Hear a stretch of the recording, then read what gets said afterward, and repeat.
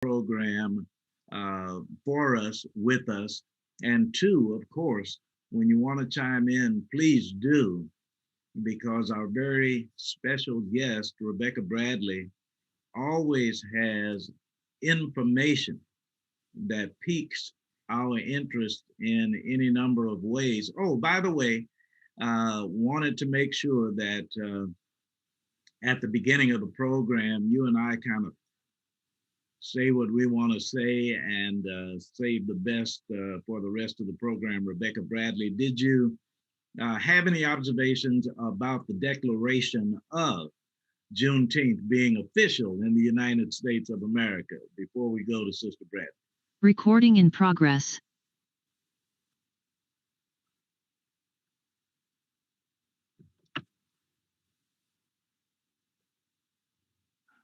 Okay. Oh, okay. Interestingly enough, I was talking about the evolution of technology and keeping up. And in the middle of what I was saying, a sign was posted on the screen. This meeting is being recorded. And while it was telling us that, it wasn't letting us talk.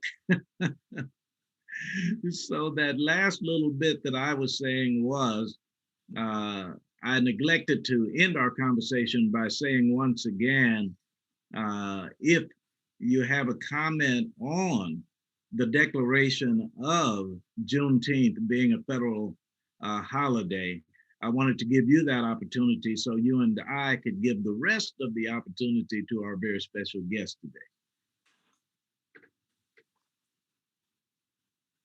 Yes.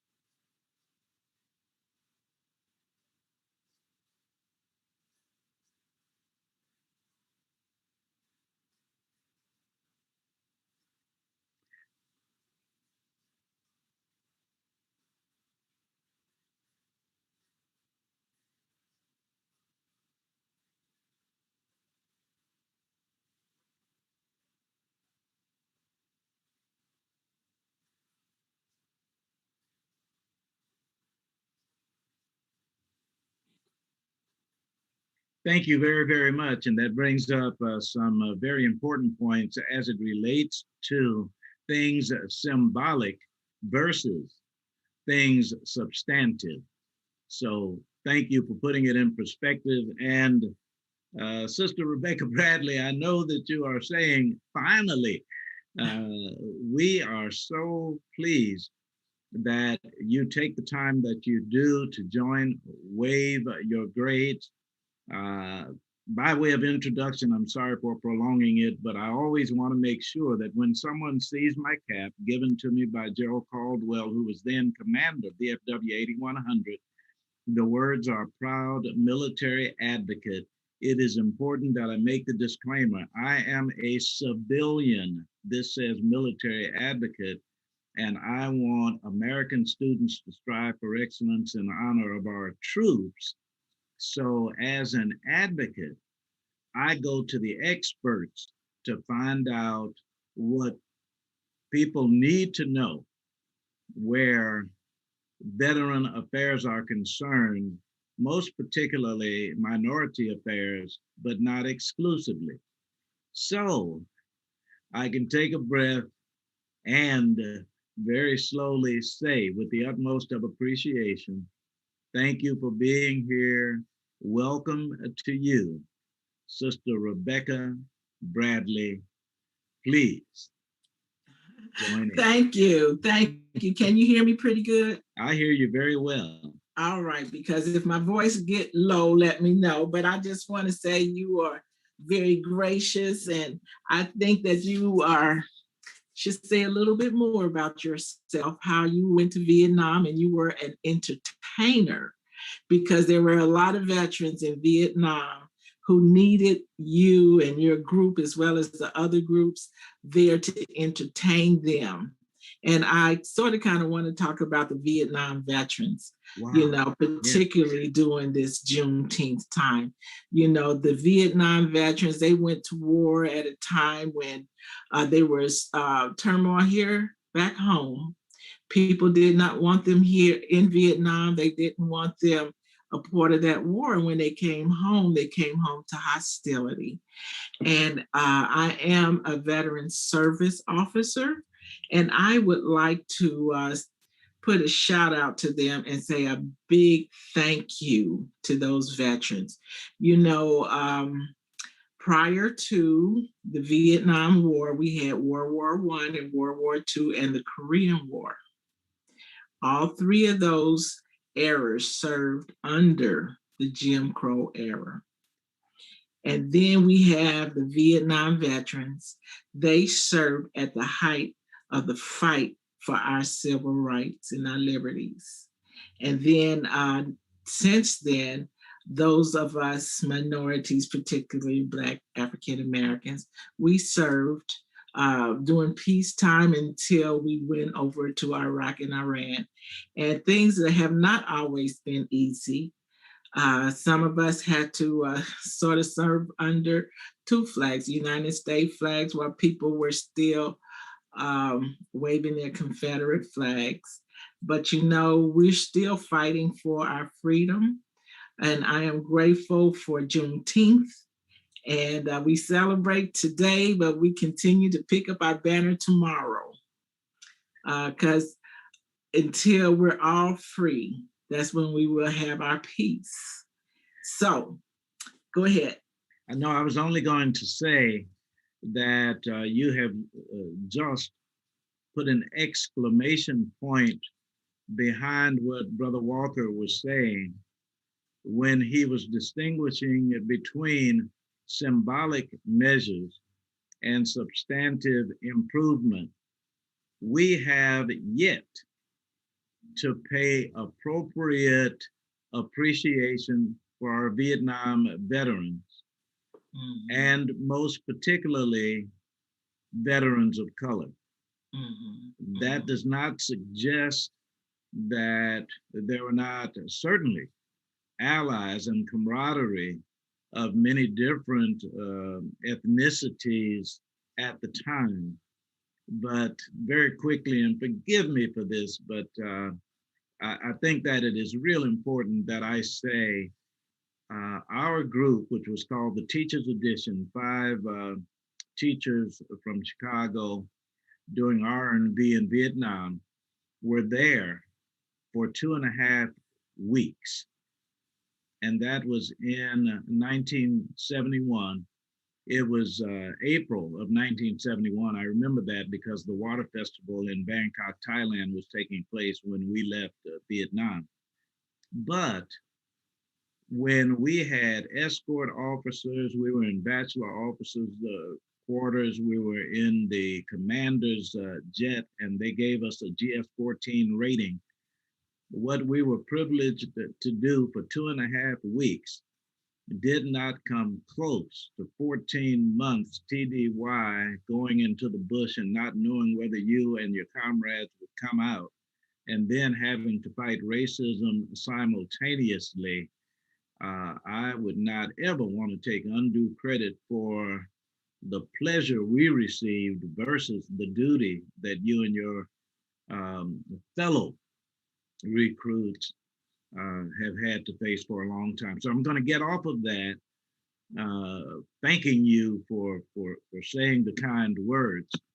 But let's come on up to 2021 and some of the things that veterans, their families, and others of us need to know from your office. And by the way, let me not forget to continue to ask you for contact information for those who need to go further. Yes, yes. I do work for the state of Missouri as a minority veterans coordinator. And right now, I'm concentrating most of my efforts right here in Kansas City, Missouri. As a veteran service officer, what I do is I try to reach out to veterans who serve to see if they have applied for their state and federal benefits. The federal government has set aside programs for our veterans so they can get compensated in the form of compensation or a pension if they are eligible. Now, there are a lot of other programs that they can take advantage of, but compensation and pension is the form of cash benefits in their pockets. A lot of Vietnam veterans have given up when they first came back, or either they did not know that they could apply. And I run into those veterans all the time, and I want them to come out, reapply for your benefits. Let's reopen those cases. If the Vietnam veteran has passed away, and you know for sure they served in Vietnam, and if they passed away of an Agent Orange illness, let me help the spouse to get their widow's compensation or their widow's pension. It is available. We need to find out if the veteran did serve or die of an Agent Orange illness and help them get their compensation package. There's no time limit. We Good. will help that spouse as well as the veteran do the research to ensure that they have the evidence before we submit their claim, because we try to be successful the first time. Because if we're successful the first time, then that veteran can walk away happy, not confused, and not upset. It is our job as a veteran service officer to ensure that you have the proper forms completed, make sure that you have the proper medical evidence. They would have to help us with that, but we're going to try to do our best. I don't like trying to go through appeals because the appeal process can take a while. So if we get it right the first time, we can almost say, hey, we did it. And that number to call is? I have two numbers. I have a cell phone. Now, both of my numbers are almost pretty new. My cell phone I've had for probably a couple of years, but it's 816-352-2535. I have a new office number, 816-251-0751. That is my office. I am at 615 East 13th Street, room 511. I'm on the 5th floor. Give me a call. And I do presentations. I have a co-worker, and we both specialize in veterans benefits. But I am looking for those Vietnam veterans. You know, we have 5 cemeteries in the state of Missouri. And when I first got this job, one of the cemetery directors told me that a lot of the Vietnam veterans are passing away faster than some of our Korean and World War II veterans. I want to help those veterans because if they get the proper medical care, they may have longevity. If we can get them some money in their pocket, that too will help them, you know, feel better, at least mentally. And they will be able to purchase whatever they need to help them with their medical crisis or minor medical issues. The main thing is it's available. Why not apply for it? It just makes such eminent sense. We pat ourselves on the back for declaring a holiday for something that occurred in 1865. And we can't even pay proper attention to someone who was with us during our lifetime. And that is an imperative. And by the way, there is at least one, and I guess one or more, Vietnam veterans organizations. Is that correct? Repeat again. Oh, I'm sorry. Am I speaking too lowly, or I just? No. I was saying that there is at least one, but there might be more than one Vietnam veterans organization. Well, we do have the the VVA, Vietnam Veterans of America. Mm-hmm. That's probably the largest Vietnam organization right there. But there are a lot of other organizations that they can also look at.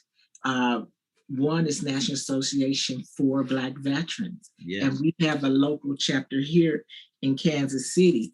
And we have an email address, nabvatschapter41@gmail.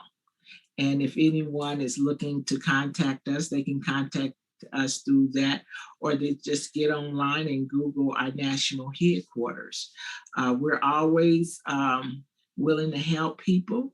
We have people that get on the internet and Google us from within the United States, and the national headquarters will give me a call and say, "Hey, Rebecca, I have someone in your area. Can you help them?" We also have Americans outside of the United States that seek our help as well. But Vietnam Veterans of America, National Association for Black Veterans, are probably the two that I would first bring up. And that is absolutely so very important. But there are more. There are more. You have DAV, Disabled Veterans of America. You have American Legion. Down in Kansas City, we have American Legion Post 149.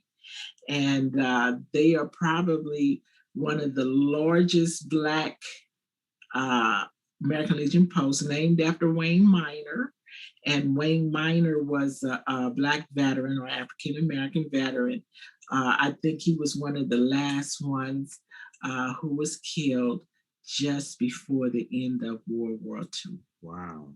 And that would be Reverend Thomas Linden Jr., I think. Yes, that's correct. The commander 149. Mm-hmm. And this is just so very, very important. And as you mentioned, someone who might be disappointed the first go around should not give up. But here's something else. We are talking very specifically about Vietnam veterans this afternoon. And Rebecca Bradley would have us to know that more current veterans, and if they are alive, even veterans before Vietnam, can come to you and appeal and find out what their benefits consist of as well. Yes. Before I comment on that, I also want to give a shout out to the Buffalo Soldiers. Yes. You know, we have Buffalo Soldier organization here, and I think we have a young group out of St. Louis, Missouri, and they are on their motorcycles. Well, as a matter of fact, they have a motorcycle club in Leavenworth. Yes, and I think they drive back and forth. I also want to give a shout out to the Tuskegee Airmen. Wow. And they are a gracious group of veterans. They are at they may be at the air show this next one. If it's not this week, it's soon. Yes, they're always at the air show as well. That's where you have a lot of veterans who served in the Air Force. So we are well represented organization as far as Black organizations. However, we do need more membership so these organizations won't die out. And they Absolutely. also have a women's organization too, as well. We have one here in Kansas City. I cannot remember the name. Please forgive me, Marquita. But if I can remember the name before the end of the show, um, I want to give them a shout out as well. But we do need to come together so we can help one another. We don't want available cash benefits to go by the wayside because we don't know about it. And then at some point in our life, we don't need the cash benefits, but we need the durable goods that's Yes. available through the VA. A lot of people don't realize that the VA will assist you with a wheelchair if you find that you need one, and they will modify your home, they will build you a ramp. A lot of people don't realize that, but it's all about information sharing. Get the information out. It's available. It's there for us as well as any other veteran who served. We are hearing from Rebecca Bradley. And Rebecca Bradley, please repeat your proper title. I am the Minority Veterans Coordinator for the state of Missouri. I am focusing now, I've been doing this job for 15 years, Yes. and I'm concentrating on the Kansas City area. We recently hired a outreach coordinator for the state of Missouri, but I am the Minority Veterans Coordinator. My job is to do what I'm doing today, get on as many outreach, social, internet programs that I can to reach out to veterans. And I am very appreciative to our proud military advocate, KUAW Boy. Thank you for allowing me to be on your program. Well, I thank you so much. I have to, if our viewer listeners consider it boasting in a manner, I want to be careful, but I am so proud of the fact that at the W.E.B. Du Bois Learning Center some years ago, they had a series of elders speaking and allowed me to interview Colonel Charles McGee. Mm-hmm. So it's been a little while, but those kinds of honors stick in your mind forever. And the one thing that I would like to have emphasized and find out how we're doing is the interaction and activism of young Black veterans. How are we doing as it relates to recruiting them to be very active? And what can we do to get more of our young Black male and female veterans to become involved? Well, with the COVID, that pretty much shut down. That's true. Mm-hmm. So we really have to get back out starting now, I would suppose, but we have to also be cautious because of the COVID. That might take a little while because a lot of us who are in our organizations, we are well seasoned and we are cautious. We try to wear our masks. We try to meet outdoors, but we do need to reach out to them on social media as best we can to get them involved. I know I had for a few years a family fun day for veterans. We used to call it a vet rally. We started off outdoors playing in the softball field, and then we moved to the jazz theater, and we had children arcade games, and musicians would come to play for the community. And a lot of young veterans did come out.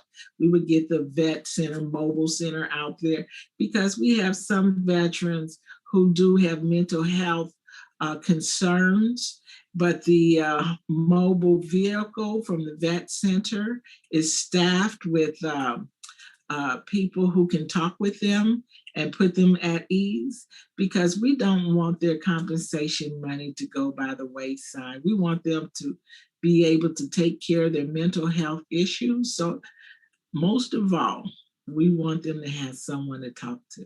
Everyone needs someone to talk to. It's not a mental health crisis to talk to someone. You know, we want you to talk with someone before you get to a mental health crisis. Thank If you. you have some issues, tell someone who's a professional. They have social workers, they have physicians. The VA is probably one of the best organizations that do specialize in PTSD. But here in Kansas City, we also have a Truman Behavioral Health Center for veterans who cannot get into the VA or is opposed to going to the VA. Then we also have the Vet Center. The Vet Center also have counselors. They are designed to work with combat veterans. And they also have a counselor up there who specializes in MST, which is military sexual trauma. And a nice young lady, first name Vonnie, and she will work with ladies as well as men. But we need to get all our veterans out. And those are some of the things that we try to make available to the community when we have our vet rallies. The vet rally is designed not to be like a town hall meeting, not to be like a focus group meeting, but a family fun event. You bring out your children, they get free popcorn, hot dogs, beverages, they get to jump in the bouncy houses while mom is collecting information. We have our vendors who come up and give a little information about how they serve veterans. And you get a lot of trinkets and things like that. We have not been able to have one. Within a few years, we were doing what we call medallion ceremonies. And that's where we would provide state medallions to veterans who served. The state of Missouri has special medallions for people who served during the time of war. And the last one I had was for women. And we had about 100 or so women travel from all over the state of Missouri to the World War I Museum. It was very nice. So I am on my job. I'm trying to reach out, I have been doing this for 15 years. But the primary reason why we have these events is not just to have fun, even though we do have fun, yes, but it's to inform the family and the veteran of benefits that is available to them. Well, I will say to you that I am sure that there are many adult civilians who would like to do their part. If someone wanted to volunteer in some way, perhaps for a single event, but let us say that someone wants to get in touch with you and be on hand on a permanent basis, mm-hmm, how might other civilians become a part of the work that you do or what you would desire us to do? Okay, they can start off with calling my cell phone 816-352-2535 because I'm in and out of the office. My job is outreach outside of the office, or they can leave a message at my office to 816-251-0751. Generally, what I need in the form of volunteers is someone to help operate the games. We had a wonderful game, KUAW, and that's where we put we would put a mark of a shoe on the ground, and we put a number on that, and the children will walk around kind of like musical chairs, and when you stop, we call the number and they get a cake. But what we have done, because it's such an old game, we get a bunch of hostess cakes, hostess ho-hos and stuff like that. And we need people to operate operate the bouncy houses, popcorn machine, things like that. Need someone to sign in because I've been doing this for 15 years and I have been a staff of one and still is a staff of one. Okay. But thank God to National Association for Black Veterans. They have been there with me, helping with these events, but we still need volunteers. If anybody would like to volunteer, donate hot dogs, popcorn, sodas, things like that, we would welcome it. But most of all, if you can get veterans out, if you can get their dependents out, Yeah. because oftentimes it is the dependents that will tell that veteran something's not right. Your personality has changed a little. Let's go in and talk with someone, and I find that veterans love talking to veterans. That is so good. They get with veterans, and we kind of talk about what we did in the military and challenges that we encountered. That is wonderful. One of my biggest challenges out of the 15 years that I have not yet been able to accomplish is to have a facility for homeless women. Oh, We wow. have a lot of homeless shelters, Mhm. and a lot of them are designed were in the past for men, because they say there are no women homeless that are veterans, My goodness. but there are. Yeah. What happens is you have a lot of women who are homeless, but they will not go to a shelter because they're dangerous. They will not sleep outside or in their cars because it is dangerous. Yeah. But they will sleep on the couch of a friend or a relative. And sometimes that can be dangerous. Yeah. Yeah. But we need to have a facility for women veterans who are homeless or maybe need to come out in a women's group, so we could just talk and discuss things that are military, things that we enjoy, things that we encountered. And that's a big one that women veterans need, particularly minority women veterans. That is most interesting. It is a conversation I would love to have with the organization for whom I work now, Synergy Services. And I'm at the Youth Resiliency Center, but they also have a domestic violence shelter, as well as safe places for young adults who are houseless in many instances. So, with your permission, I shall bring this up to those wonderful people at Synergy Services. Unless you, that's if you don't already have a relationship. I would certainly like to bring that up. No, I don't. What we also need to do is find these women, because again, like I said, because they're not at the shelters. Absolutely. You go to the shelter, they're gonna say we don't have any homeless women veterans, and generally they will find a room and put the women 3 in a room or something like that. And this is the VA, and I think they are part of the SSVF program, Salvation Army Veterans Family Program. So there is something available for women, but it's just not to the same degree development as it is for men veterans. It is, to my mind, in some ways, analogous to what we were told when we started acting back in the 1960s and wanted to do movies. And they would say that in order to get major parts, you needed to be a part of the Screen Actors Guild or the union. And then in order to be a part of the union, you needed to do some big parts. So it was a catch 22.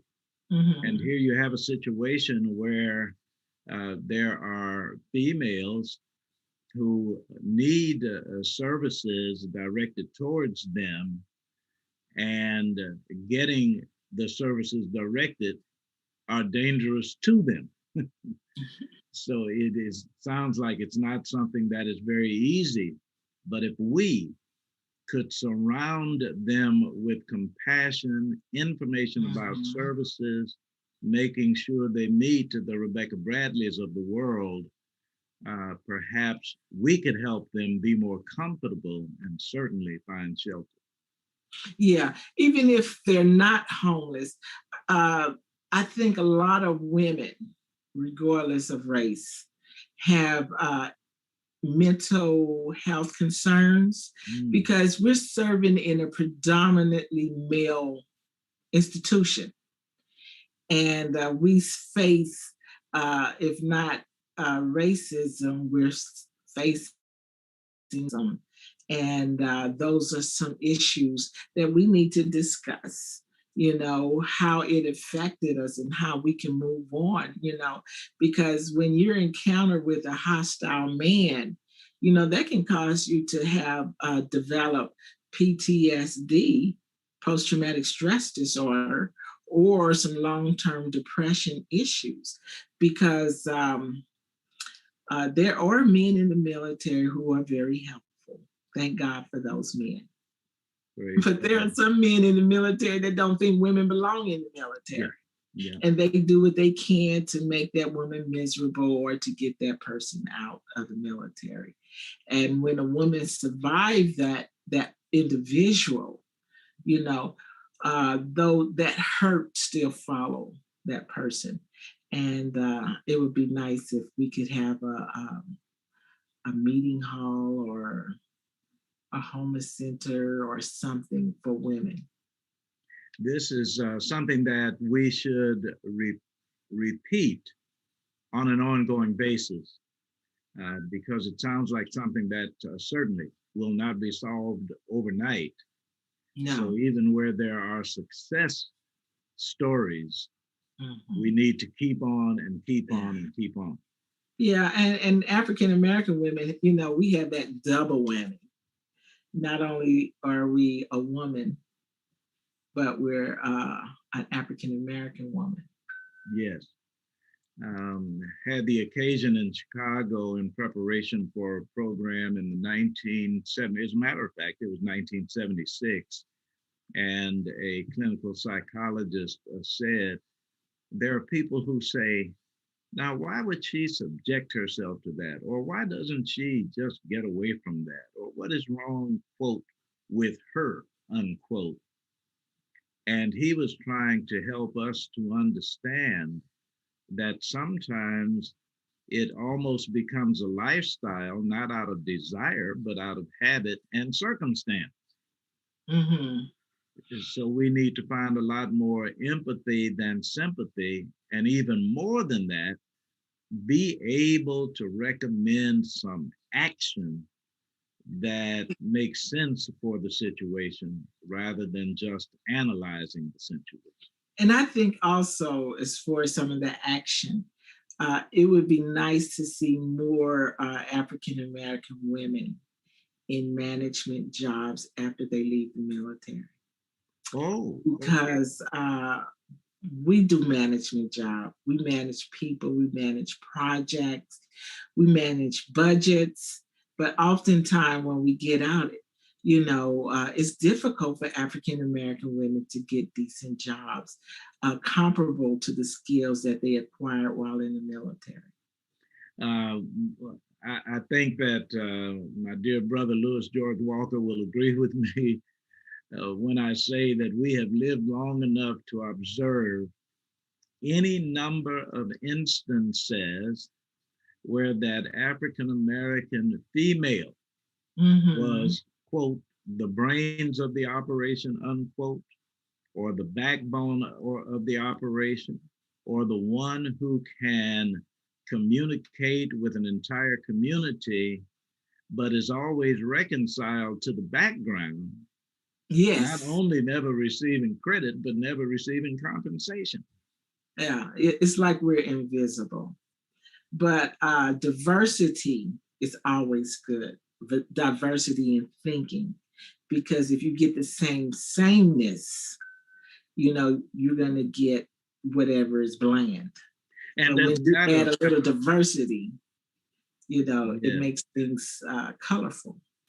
Okay, I imagine that Rebecca Bradley could write a book or two similar to Hidden Figures. Yes. Yes, indeed. I'm sorry, go ahead, Brother Walker. I thought you were getting ready to chime in.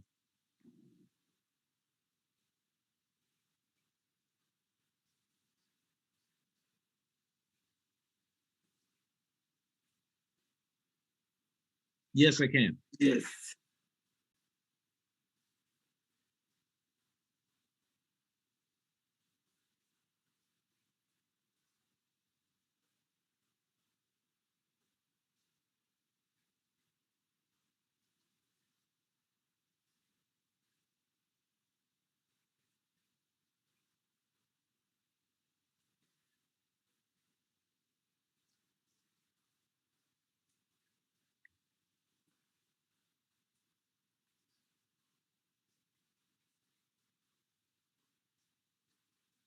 Mhm.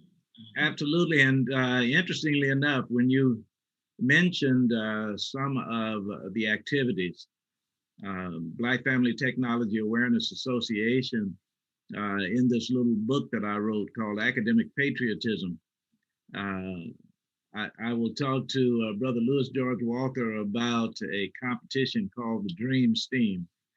And that Dream Steam team is veterans partnering with students in a competition at a technological event, possibly sponsored by the Black Family Technology Awareness Association. And people all over the world are hearing me put Louis George Walker on Front Street. I have not done it in any formal way, but no doubt there are ways that veterans, male and female, can take advantage of some of the activities of the Black Family Technology Awareness Association.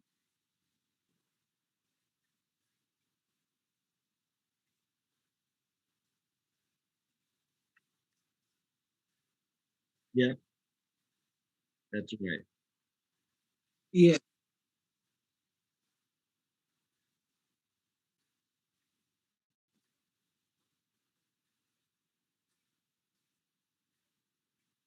Thank Mhm. you. That's Without true.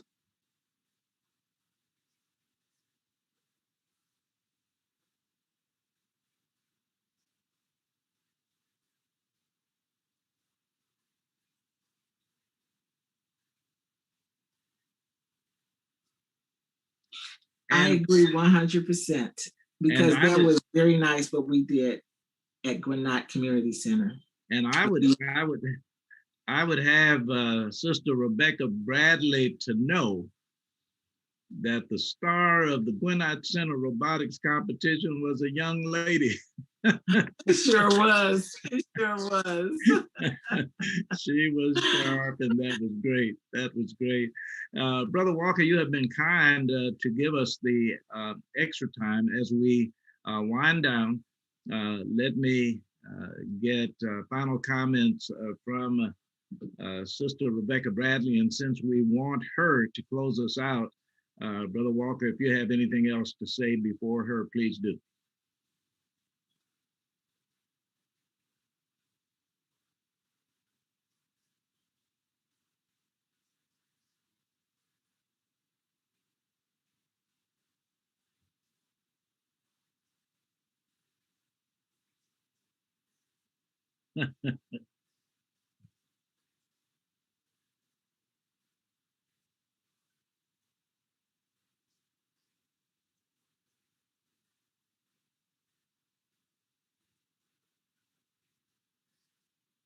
Speaking my language, that's outstanding.